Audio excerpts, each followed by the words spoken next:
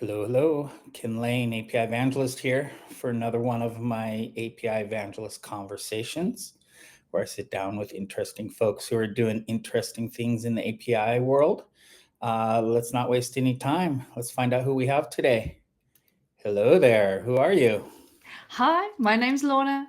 I am actually, day job wise, I am between jobs, but you will know me as API enthusiast, documentation specialist, developer experience specialist, open source cheerleader. And I'm one of the many things that I do is I'm involved with the OpenAPI Initiative. So I think about APIs a lot, even when I'm not paid to. You suffer from the same condition I do, and I dare say I don't want to say you do your best work in between jobs, but I would say there's a different type of velocity, different type of momentum, and it's much more pure than some of I think what you've had to do for your employers. We'll just leave it at that. Yeah, and I think, you've got to take that moment and just do something. You're right. I did ship something else really API-ish, and in between the last job and the one before, and then this one, yeah. But I think also the focus time helps, and I love to work on API stuff. Like I did some very cool things in my last role, but now I'm picking the stuff to work on, so that's also very cool. I just have everything's great. Yeah. Well, you tend to move forward some pretty big, I don't want to say boulders, big projects, big ideas, big concepts. Several that I can note off the top of my head. Webhooks, you're a big part of OpenAPI and the webhooks, which was, I think, massive and didn't always get the attention alongside JSON schema and the other things that came out around the same time. But one of the things that's moving forward right now that I wanted to pick your brain on is overlays. Overlays is something been cooking for a while. What are they? Overlays are a way of describing repeatable changes that you make to your OpenAPI description. So if you have something where there's a missing endpoint or that description's not quite right, or you want to ship another version of your OpenAPI that doesn't have those particular operations in it, overlays is what lets you repeatedly make that change. So what are the most common use cases for these changes that you've seen people make? I think the one about taking out the internal endpoints is really, really relevant. And this happens everywhere, right? And I think there's something there about, oh, we can't put that in our OpenAPI description because we can't expose it to these people. And so we're maintaining these similar but slightly different descriptions. Overlays fixes that. Like you've got your full fat everything in the kitchen sink that serves all of the possible purposes. And then, maybe your closest partners are going to get the whole thing and they're going to have access to those restricted endpoints. But for everyone else, you're just going to remove those endpoints and ship them a reduced specification. And you can be removing individual files or fields or endpoints or whatever makes sense in your context. So I think filtering things out actually is one of the big use cases.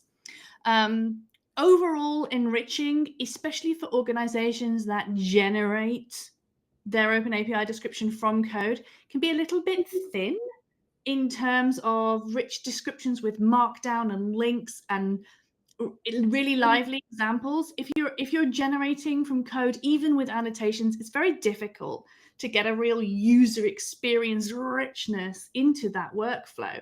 Well, with overlays, you can add that in.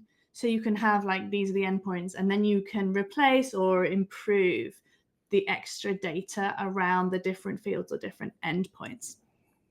I think the third major use case that I mean, what people will build with overlays, we don't know because it's quite new. But so far, the third really big thing that I see is adding particularly extensions, but specific fields or metadata for a specific output destination.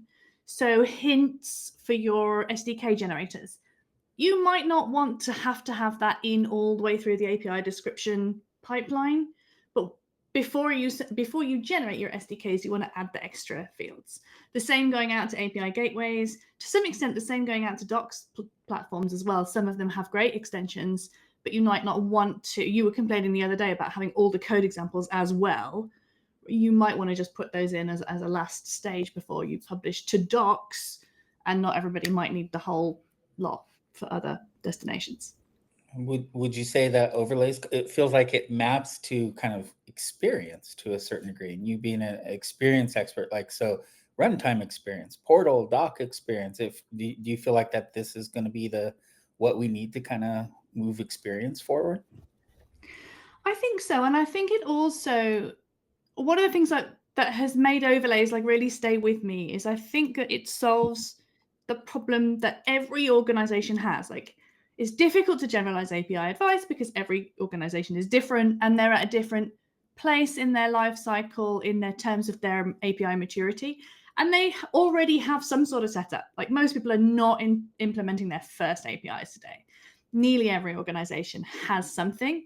And overlays, the input is OpenAPI, you add an overlay, the output is OpenAPI. So it's not disruptive to what you have, it's just additive or removative if you're filtering things out, right? So it fits in really well. And for that, and it uses things you already know, and there are already tools to use it. So I think it massively improves the experience, and it opens the door to getting the best from all the tools you can use with OpenAPI, even if you're not design first and all of those metadata fields are in right at the start. Like, you can still use all that stuff. It brings more people in to have more possibilities, I think. And that, I would say, gets at was going to be my next question is, I feel like we've thrown a lot at developers. We're like, all right, you guys are designers now, you guys are documenters. And part of my complaining the other day about, oh, there's too much in the open API stems from doing reviews with engineers and technical folks, and they're complaining about all the things I'm asking for them. I don't care about the terms of service. Why am I expected to like put the legal stuff in there? And so do you feel like overlays is something that we're going to be able to bring the whole village in, meaning get product owners and architects and designers and other people owning their layer and their piece, and engineers can stay in their corner? I think it really helps. And again, especially if you are not design first. So if it's kind of originating from server code and then we expect to have everything given to us on a plate, I think if you don't bring everyone together at the beginning and get those things right, then that's a big thing. And I think overlays, lets everybody bring their own thing. And in OpenAPI, we've talked a little bit in the process of working on Moonwalk about, is the shape of the API separate from the deployment details? And maybe this, because the servers are probably separate, and maybe if you're on the sandbox server or local development, you don't have the same security requirements. Like, there's, with the gateways and everything, there's a lot of deployment specific stuff. It's all in OpenAPI. So I can see us adding that later. Had an interesting chat with an NGO a couple of weeks ago who deploy with different gateway rules in different regions because they're regulated differently in those places. So you can just be like, okay, so this is the shape of the API. So the OpenAPI isn't a snapshot, it's a pipeline. And before we go out to those geographic regions, the last thing we do is we add those extra things with an overlay, one per region, and then off we go.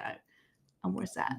So an overlay could also be lifecycle kind of dependent. It's like we can just focus on designing and developing, and then documentation, regional compliance, security, all these other things can come in at different stages and have their own overlay. Yeah, I think so. And I'm also seeing things like, we've got everything we need, but we'd love to localize our API description for documentation. Like, great. Then you can have an overlay that changes the texty bits and publishes that without having to hold all of that within your OpenAPI description. You can add it with an overlay. Yeah, that regional, the gateway considerations, the compliance, data sovereignty, language. There's a lot of considerations there. But you said something lightly at the beginning of what you were saying the last time is, so you don't have to be design first. You could be code first and still come in after the fact and overlay. So you mean I could generate an open API from the gateway or from the code and then other people can come in and add that richness without being designed first? Yeah, I think so. And I think it really closes that gaping chasm between, how far can you go with generated code and how far can you go if you really design it first. And I have been very vocal. Let's be clear about that. I have criticized generated OpenAPI descriptions, but a lot of organizations don't have a lot of OpenAPI awareness. They do generate, and it means that they can only do so much, or the engineers have to put everything in at the start, and so that we can even begin to work with this OpenAPI. So I now need to stop criticizing people who are not designed for, I think there are still benefits, right, to getting things like having technical writers in the room, having beautiful descriptions and examples before we build the thing, because then we're going to build the right thing, because we're not just going to be like, I'll build an endpoint that does something, right? It's really, really beautifully well-rounded. We know exactly where we're going and why. So there's still benefits to design first, but I think we've really increased the mileage of where you can go if you are generating from a code base, and that's the entry point to your OpenAPI. And again, it's not a snapshot, it's a pipeline. So we start with this, and then we do these things, and then maybe we combine them or filter them. They go to different destinations, different add-ons for docs and gateways and testing and client SDK things. And so we get all these like different versions, but we're not maintaining all those different versions. We're not repeating edits. We have it all in overlays, and it just flows out every time. What's been the tooling response? I know, again, we're just getting started, but Arazzo, the workflow specs seem to have gotten really good reception from tooling makers, kind of starting to build things. Have you seen similar with overlays? So actually, the tools existed before the specification was published with overlays. So I have had overlays on my mind for a long time, and you talked about, I push things out between jobs. In the gap between the job I've just left and the one before that, I shipped a really basic overlays library, because that even after 2 years at Ivan thinking about databases, I still had this thing where we had sort of talked about overlays, but it didn't exist yet. And there was a draft spec. Anyway, then I didn't think about it a lot more, but it became obvious to me earlier this year that we have tooling already. People have implemented that draft specification, is labeled as a 1.0, but it isn't an official release. And so I spent half a year cleaning that up so that we could release it in support of those existing tools. So there's a list in the, we have it in the README for the overlays project, so that everyone has to go and look there. And if you go and add a new tool, people will find it. There are tools. I'm using them. You can use them. Okay. They're ready.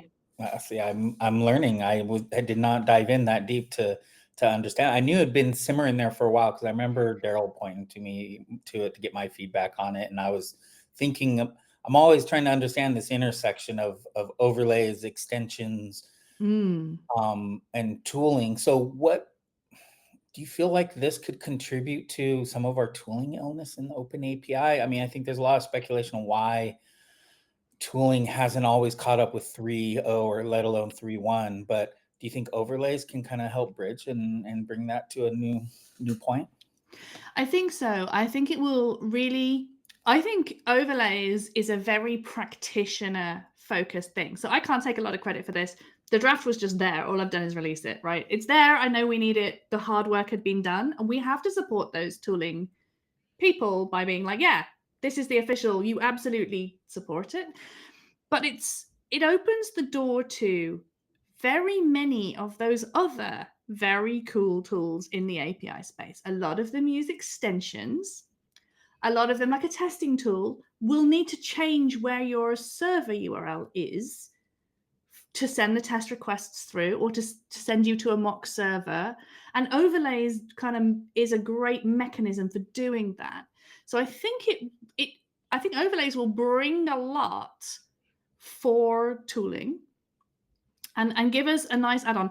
And I don't think it's a coincidence that the two of the kind of big early implementers for overlays are Bump and Speakeasy. So these are two organizations that are really active with exciting new tools, and overlays supports the things that they are already doing, adding the metadata for their users. Speakeasy, it's an SDK generator. You cannot generate great SDKs without extensions. There are different languages, need different hints, different metadata. Overlays makes that really possible to implement into an API workflow. So I think it'll help but I also think it's not the only thing that's going to make the difference. I think OpenAPI Initiative has had a big renaissance this year. The community is active. There are not 650 abandoned issues. The weekly technical meetings are alive and well, and sometimes a bit lively, because I usually chair. It's mad. We have released 2 new standards. We're at more events. These are the things that are going to educate our audience and help them to be ready to use new tools. And I think that's part of the story. For your users have to be ready, otherwise why would a tools vendor support the new version or try to upgrade? So I really feel we're reinvigorating the whole landscape, and this is just part of the story. That makes me so very happy, because I like OpenAPI is so critical, and as you know, the OAI has its ups and downs, and has had its struggles from day one, but it's also delivered a lot of amazing capabilities and features. So that makes me happy, and so you're gonna come back and talk. I think we want to talk about other things that we touched on. I think the experience piece, the extensions piece. Some of the product, I really want to bridge this to business stakeholders, and I really think overlays is key to injecting into tools that matter to business stakeholders. So, anyways, we'll have you back, and we'll talk more about this. But I appreciate you coming by today. Always great to pop in and chat. Thank you very much. Thank you so much. The OAI stuff makes me so very happy, because I'm purposely kind of stepping back from that, and I've been talking with a lot of folks involved with it right now, and there is that renewed energy, and there's opportunities. Like she said, she picked up this spec. A lot of work had already been done.